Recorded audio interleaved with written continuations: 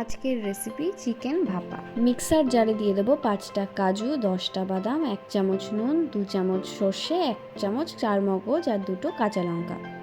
নিয়ে নেব 500 গ্রাম boneless chicken. এবারে একটা টিফিন বক্সের মধ্যে পুরো মিশ্রণটা ঢেলে দেব। সর্ষে কাজুর মিশ্রণটা ভালো করে চিকেনের সাথে মাখিয়ে দেব। মাখিয়ে দিয়ে ম্যারিনেট করে রাখবো 10 মিনিট।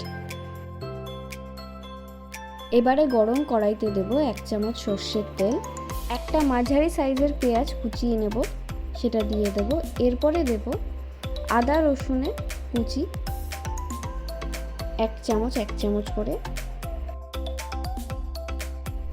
200 গ্রাম টক দই ভালো করে ফেটিয়ে দিয়ে দেব এই পেঁয়াজ রসুনের ভাজার মধ্যে। অল্প আঁচে সুন্দর করে নাড়িয়ে চাড়িয়ে দেব এই পেঁয়াজ রসুন ভাজাটাকে। দিয়ে দেব 1 চামচ হলুদ গুঁড়ো,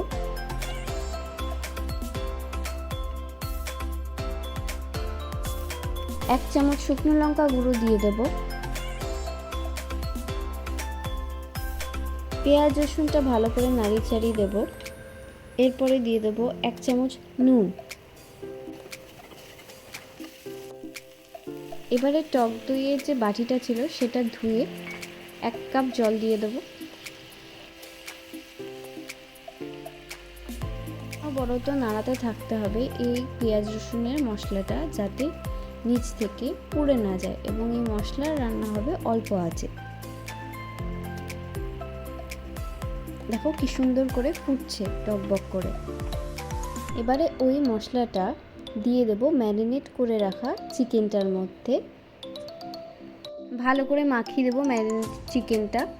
এরপরে এর মধ্যে দিয়ে দেবো কাঁচা 1 চামচ সর্ষের তেল। এরপরে দিয়ে দেবো 1 চামচ চিনি। এরপরে ম্যারিনেট চিকেনটা 10 মিনিটের জন্য স্টিম করলেই তৈরি হয়ে যাবে চিকেন ভাপা।